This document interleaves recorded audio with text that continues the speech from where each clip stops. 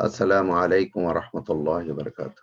الحمد لله نحمده ونستعينه ونستغفره ونؤمن به ونتوكل عليه ونعوذ بالله من شرور أنفسنا ومن سيئات أعمالنا.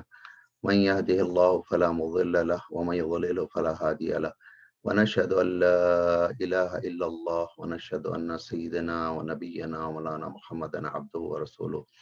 خير الكلام كلام الله وخير الحديث هدي رسول الله. كل محدثة بدعة وكل بدعة ضلالة وكل ضلالة في النار. أما بعد، فأعوذ بالله من الشيطان الرجيم. بسم الله الرحمن الرحيم.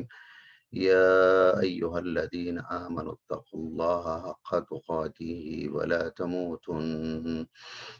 تموتن إلا وأنتم مسلمون، واعتصموا بحبل الله جميعا ولا تفرقوا. صدق اللہ العظیم. محترم سامعین اکرام، آج میں یہ میسیج ریکارڈ کرا رہا ہوں. حسب معمول اکثر میں فرائیڈے میسیجز دیتا ہوں. آپ حضرات امید کے بخیر عافیت ہوں گے. آج میں یہ اردو میں ریکارڈ کر رہا ہوں اور امید کرتا ہوں کہ ہمارے تحریکی ساتھی اور وہ لوگ جو اسلام کے کام کا جذبہ رکھتے ہیں اور سوچتے ہیں، سمجھتے ہیں اور کچھ کرنا چاہتے ہیں، ان کے نام کچھ دعوت فکر دوں. حضرات، آپ سب بخوبی واقف ہیں کہ اسلامی تاریخ اگر آپ اٹھا کر دیکھیں تو دو کردار بہت نمایاں نظر آتے ہیں. ایک وہ کردار ہے جس کو ہم مدنی کردار کہیں گے، یا انصار رسول اللہ صلی اللہ علیہ وسلم کا کردار، جنہوں نے نبی کریم صلی اللہ علیہ وسلم کی نصرت اور مدد کرنے میں کوئی کمی یا کسی قسم کی کسر باقی نہ رکھی. سب کچھ لگا دیا، اپنی جان، مال، عزت، آبرو، وقت، جائیداد، پیسہ، روپیہ، گھر، مکان، یعنی جتنے میں الفاظ یہاں گنا رہا ہوں میرے خیال میں بہت ہی کم ہے ان لوگوں کی قربانی کے احاطہ کرنے کے سلسلے میں. 13 سالہ نبی کریم صلی اللہ علیہ وسلم کی مکی زندگی میں، جہاں خود ان کے اپنے خاندان اور ان کے قبیلے اور ان کے شہریوں نے، ان کے علاقے والوں نے جب ان کی بات مان کے نہ دی، اللہ ماشاء اللہ کے سوا چند نفوس قدسیہ تھے جو ان کے ساتھ آئے، اور بحیثیت مجموعی اس شہر نے، اس ملک نے، اس وطن نے جہاں پر اللہ کا گھر ہے، نہایت متبرک مقام ہے، لیکن ان لوگوں نے نبی صلی اللہ علیہ وسلم کا ساتھ نہ دیا. اس کے برخلاف ایک بستی جس کا نام یثرب تھا اور جس کو بعد میں اللہ نے اس کا نام بدل کر مدینۃ النبی صلی اللہ علیہ وسلم رکھا، جہاں کی مسجد کو مسجد حرام قرار دیا اللہ تعالیٰ نے، تو اس بستی والوں کا کردار بھی تاریخ میں محفوظ ہے. اس بستی والوں نے کوئی کسر نہیں چھوڑی قربانی اور خدمت اور مدد کرنے میں اسلام کی. اب ایک اور کردار کی جانب میں آپ کو لے جا رہا ہوں. یہ آپ کے سامنے بھی دو کردار آ گئے. ایک ہے مشرکوں اور کافروں کا کردار جنہوں نے بالکل مان کے نہ دیا، اور ایک کردار آپ کے سامنے آ گیا جس نے کھل کر حمایت کی، ایمان کا پورا حق ادا کیا اور دین کو مضبوط کیا، دین کی حفاظت کی. ٹھیک ہے. اب ایک تیسرے کردار کی جانب لے جا رہا ہوں جس کو کوفہ کا کردار کہتے ہیں. جس نبی نے اسلام کی دعوت دی، سیدنا محمد مصطفیٰ صلی اللہ علیہ وسلم، اور جن کا ساتھ دیا انصار مدینہ نے اور کچھ صحابہ نے جو مکے سے ہجرت کر کے نبی صلی اللہ علیہ وسلم کے ساتھ نکلے اور اپنا سب کچھ لٹا دیا، جس میں سیدنا ابو بکر صدیق رضی اللہ تعالیٰ، عمر فاروق رضی اللہ تعالیٰ، عثمان غنی رضی اللہ تعالیٰ، علی کرم اللہ وجہ، ایسے بہت سارے صحابہ ہیں جنہوں نے ہجرت کی. تو یہ عمل ہجرت اور عمل نصرت تا قیامت جاری رہے گا. یہ بات آپ کے سامنے کلیئر ہو گئی. اور جو لوگ انکار کرتے ہیں، جو رکاوٹیں ڈالتے ہیں، صد عن سبیل اللہ بنتے ہیں، اسلام کو تیغ کر دینا چاہتے ہیں، برباد کرنا چاہتے ہیں، ان کا بھی کردار آپ کے سامنے بالکل واضح اور دو ٹوک ہے. اب ایک کردار جس کو کوفی کردار کہتے ہیں، جو تقریباً خلافت راشدہ کے بعد، بہت بعد، جس کے جو رونما ہوا وہ اہل اسلام کی صفوں سے رونما ہوا، جس کو کوفی کردار کہتے ہیں. اہل کوفہ نے خود اس نبی جس پر کہ ہم ایمان لاتے ہیں، جس کا کلمہ پڑھتے ہیں، جس کی قرآن پر ایمان لائے ہیں اور جس کی نماز سکھائی ہوئی نماز پر عمل کرتے ہیں، اسی نبی کے نواسے نے جب ایک حق کی بات کہی اور ایک اصلاح کرنے کی کوشش کی، تو بجائے اس عمل میں اس نواسے رسول اللہ صلی اللہ علیہ وسلم کا ساتھ دینے کے، ان کو دھوکہ دیا، ان کو فریب دیا، ان کو بلایا اور بلا کر کے ان کے ساتھ دغا بازی کی۔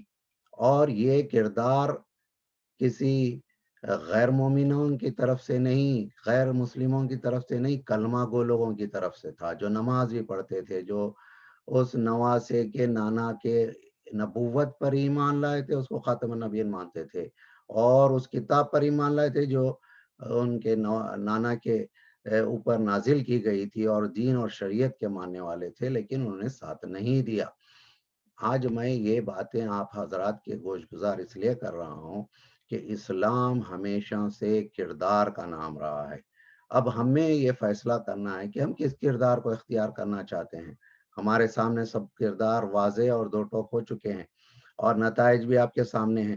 جب انصار مدینہ نے نبی صلی اللہ علیہ وسلم کا ساتھ دیا تو اسلامی مملکت کا قیام ہوا، اسلام فروغ پایا، اسلام پھلتا پھولتا اتنا وسیع و عریض ہو گیا کہ دیکھتے ہی دیکھتے وہ ہزاروں نہیں لاکھوں مربع میل کے اوپر پھیل گیا۔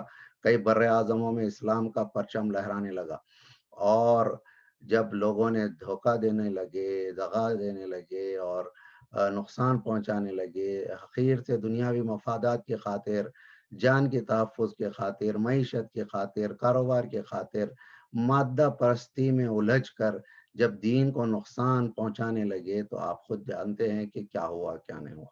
تو یہ سب قسم کے کردار تاریخ انسانیت میں ہمیشہ رہیں گے۔ اب میں اور آپ یہ فیصلہ کرنا ہے کہ کیا ہم میں تقوی ہے، جس کا حکم قرآن دے رہا ہے، جو آج میں نے آیت تلاوت کی ہے، اتقوا اللہ، اللہ سے ڈرو اور انتقال نہ ہو مگر اس حالت میں کہ تم مسلمان اور مومن ہو۔ کیا ہم اس کے لیے تیار ہیں؟ کیا ہم واقعی دین کے سپاہی ہیں؟ کیا ہم انصار اللہ کہلانے کے حقدار ہیں؟ کیا ہم ہجرت کرنے کے لیے تیار ہیں؟ کیا ہم جہاد کے لیے تیار ہیں؟ یہ سب سوالات ہر ذی نفس کو اپنے آپ سے کرنا ہے۔ یہ ایک پہلو ہے۔ دوسرا پہلو جو اجاگر کر رہا ہے قرآن، وہ ہے وَاعْتَصِمُوا بِحَبْلِ اللَّهِ جَمِيعًا وَلَا تَفَرَّقُوا، جماعت کی دعوت، اسلام ایک اجتماعیت۔ یہ اس سلسلے میں کچھ لوگ الجھنوں کا شکار ہو گئے کہ بھائی آج کے دور میں مسلمانوں کی اجتماعی زندگی کی کیا ضرورت ہے، ہم کیا نماز نہیں پڑھ رہے ہیں، روزہ نہیں رکھ رہے ہیں، حج کو نہیں جاتے ہیں، زکوٰۃ ادا نہیں کرتے ہیں، وغیرہ وغیرہ وغیرہ، بے شمار باتیں، دلائل، تعویلات لے کر کھڑے ہیں کہ اسلام کو ایک انڈیویجول لائف اسٹائل کے طور پر منوائیں اور اپنی منمانی زندگی گزاریں، کسی کے تابع نہ رہیں، کسی کی اطاعت نہ کریں، کسی کی سماعت نہ کریں، جبکہ اسلام شروع سے آخر تک ایک اجتماعیت ہی کا نام ہے، اور اجتماعیت میں اچھے برے ہر قسم کے لوگ آتے رہتے ہیں، جاتے رہتے ہیں۔ جب برے آتے ہیں تو ان کی اصلاح کی جاتی ہے، جو لوگ اچھے آ جاتے ہیں، صحیح بات کہتے ہیں، اس کی اطاعت کی جاتی ہے۔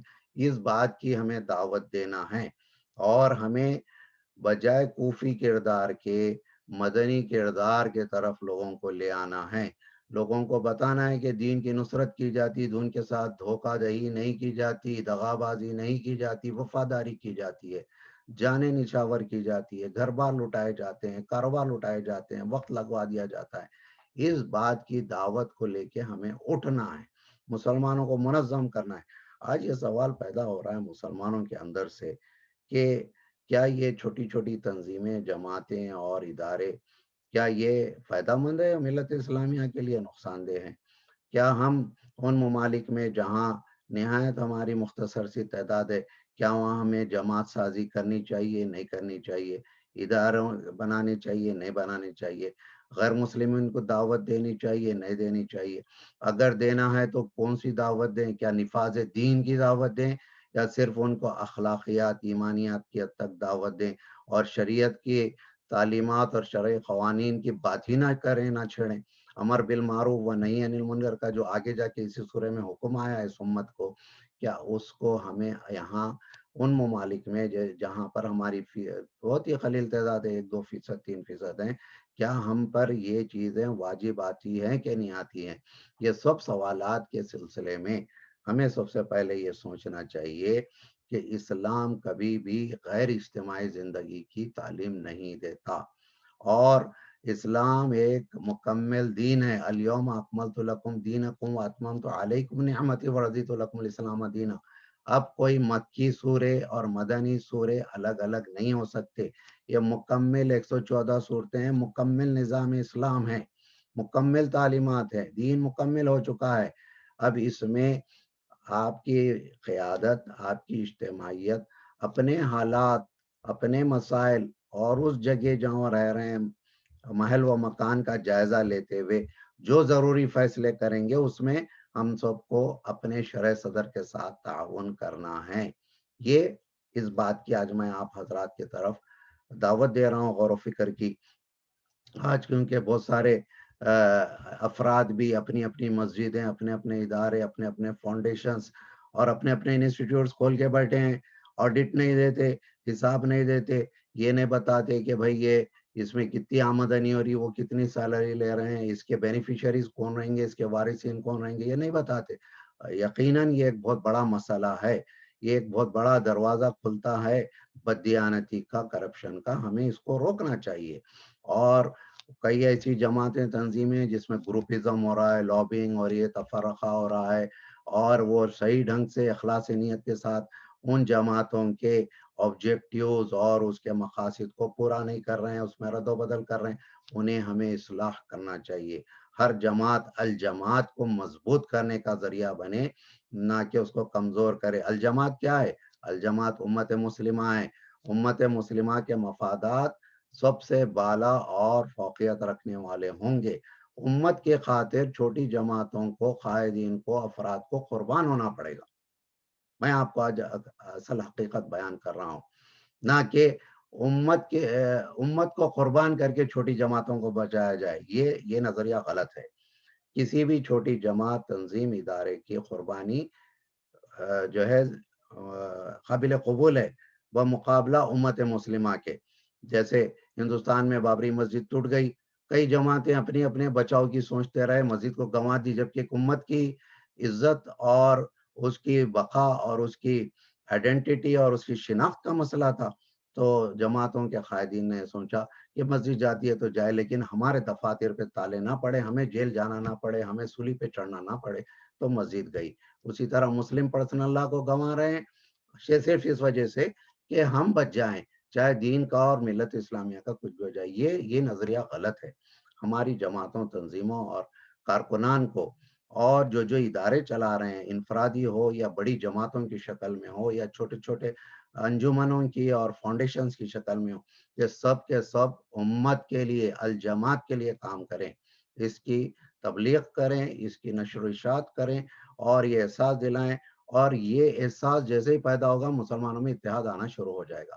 سب جماعتیں ایک دوسرے کو جو ہے مدد کریں گی، ایک دوسرے سے تعاون کریں گی، ایک دوسرے کو کاٹیں گی نہیں، ایک دوسرے کو گرائیں گی نہیں، ایک دوسرے کی بے عزتی نہیں کریں گی، بلکہ یہ ایک سیسا پلائی ہوئی دیوار، بنیانم مرصوص بن جائیں گی، جیسا کہ قرآن نے کہا ہے. اور دیکھتے ہی دیکھتے انشاءاللہ کفر اور کفار مغلوب ہوں گے، کمزور ہوں گے، اسلام غالب آئے گا، اسلام مضبوط ہوگا. اللہ سے دعا کرتا ہوں کہ اللہ تعالیٰ ہم سب کو قرآن و سنت کو مضبوطی سے تھام کر ایک متحد محاذ، ایک متحد جماعت اور الجماعت کے بنانے والے بنائے، نہ کہ تفرقہ ڈالنے والے بنائے. اقول قولی ھذا واستغفر اللہ لی ولکم ولسائر المسلمین، وصلی اللہ تعالی علی خیر خلقہ وسیدنا ونبینا مولانا محمد وبارک وسلم.